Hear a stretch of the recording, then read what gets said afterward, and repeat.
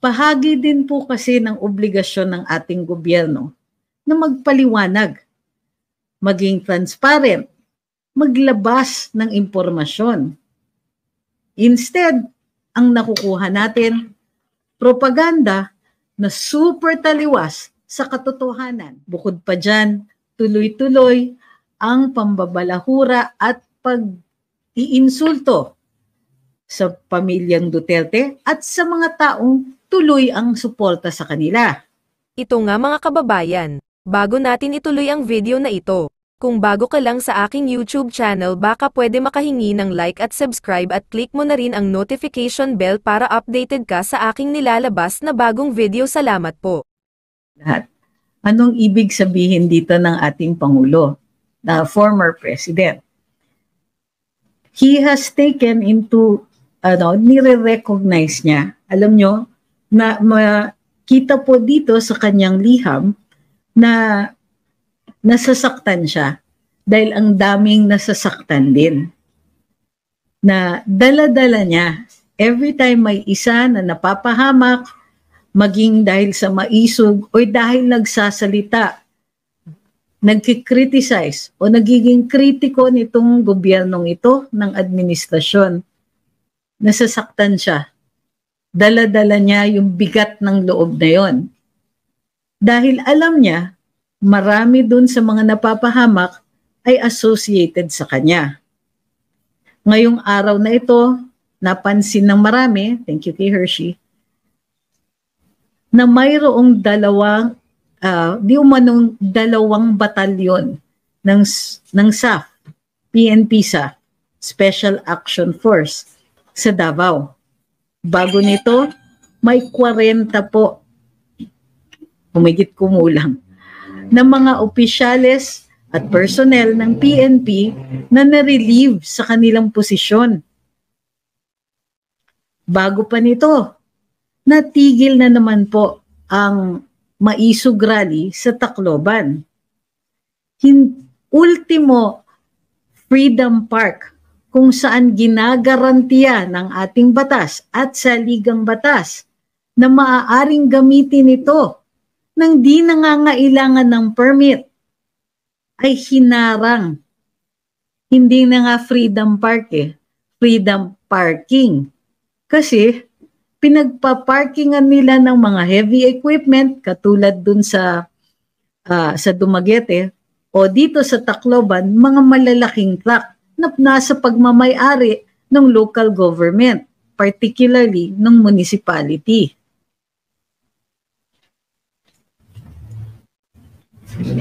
Diba? Nakalata na. Ilan itong mga pangyayaring ito sunod-sunod. At buti sana kung walang napapahamak. Mayroon Si Mayor Rama, si Gov Hubahib, I'm sure, bago pa ang lahat ng yan, si Governor Madamba. Yung iba pa, mga taong nagsasalita lamang. Anong nangyayari? Pagka nagiging kritiko ng gobyerno, nag-a-unleash ng trolls ang administrasyon. Nagpapadala ng mga taong balahura at niyuyurakan yung iyong pagkatao, iyong reputasyon, kung ano-anong kasinungalingan ang sinasabi para manira.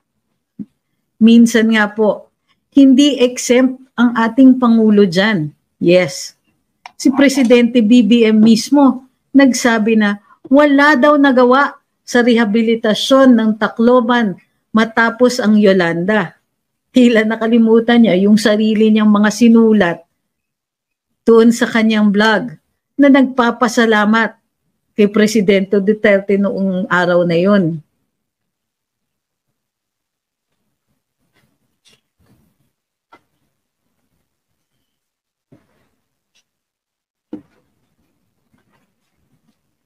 Sabi ng ating dating Pangulo, kailangan ituloy ang laban. Yun ang sinasabi niya Kasi humihingi na lang siya ng paumanhin. Marami po ang naantala o naaantala. marami po. Alam mo, hindi lingid sa kanyang kaalaman na may mga tao na gustong pumunta dun sa Maisog Rally. Pero napakamahal na ng ticket. May nangyari kasi. Parang may nagreserba yata ng mga halos lahat ng tickets dun sa ilang airlines at kokonti ang natira at dahil dito nagkaroon ng surge pricing. Umaabot po ng 20,000 pesos o mahigit ang ticket papuntang Tacloban kung saan bago nun may ilang araw lang po bago nun ay 4,000 lang po yun. One way. Matagal na rin po natin napupuna dito sa Luminous. Ang trolls, ang pagtatanggal ng mga accounts natin, yung pagtatanggal ng mga komentarista o may mga banta na pagtatanggal sa mga komentaristang kritikal sa administrasyon. Di lang po yan. Isipin nyo, naghahabol pa ng mga taong nasa private sector gustong patanggal sa trabaho at napapatanggal pa. Ginagamit ang mga assets ng gobyerno sa mga paraang kaduda-duda, katulad na niyang PCSO. Bingi po ang gobyerno o bingi ang mga opisyalis ng administrasyon na ito. Habang tuloy-tuloy ang paglalabag sa ating karapatan magsalita, magpahayag, magtipon-tipon at magpetisyon para sa redress of grievances, habang tuloy-tuloy ang panggigipit sa mga gusto lamang pong makapag-rally na dati malaya naman tayong gawin yun, tuloy-tuloy po ang bingi-bingihan ng gobyerno sa mga katanungan at hinanaing ng taong bayan.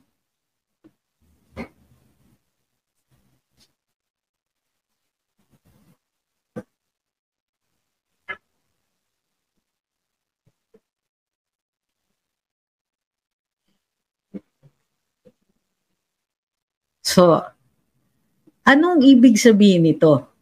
Ang sinasabi ng iba, may kalayaan naman daw magsalita. Basta nandito sa social media. Pero alam natin na hindi totoo yan.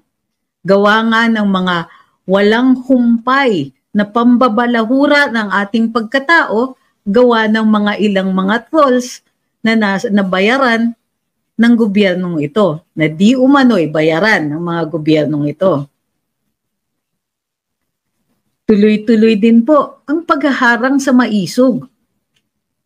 Tuloy-tuloy pa rin po ang mga pananahimik at pagtatanggal ng mga kawani ng gobyerno na inappoint ng dating Pangulo.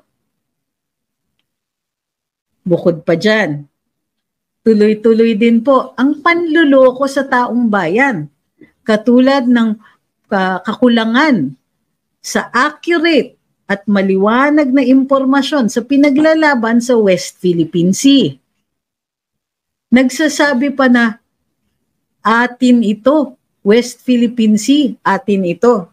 Ngunit alam po natin na sa ilalim ng batas pang international, hindi po capable of ownership ang kalawakan ng dagat. Pwede lang po sa territorial seas. Bahagi din po kasi ng obligasyon ng ating gobyerno na magpaliwanag, maging transparent, maglabas ng impormasyon. Instead, ang nakukuha natin, propaganda na super taliwas sa katotohanan. Super taliwas, sobrang taliwas sa katotohanan na kalahad naman sa parati nilang binabanggit na arbitral decision.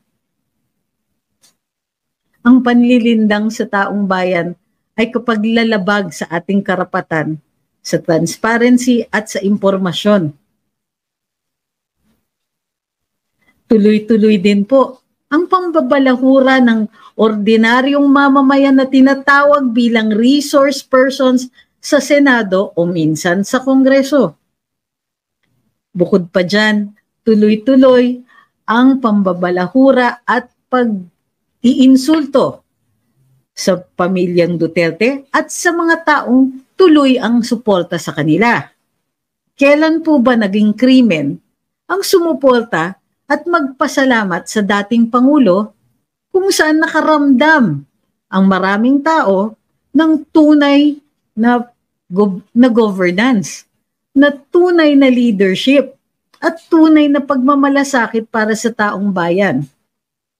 Wala tayong sinasabing perfect ang dating Pangulo. Ngunit nakaramdam tayo na kahit paano ay tinutukan ang ilang problema. Hindi po lahat ng mga kahinaan ng gobyerno ay na-address nila. Hindi po lahat ng problema o kahirapan ay nalutasan. Ngunit kahit paano nakaramdam ng pagbabago.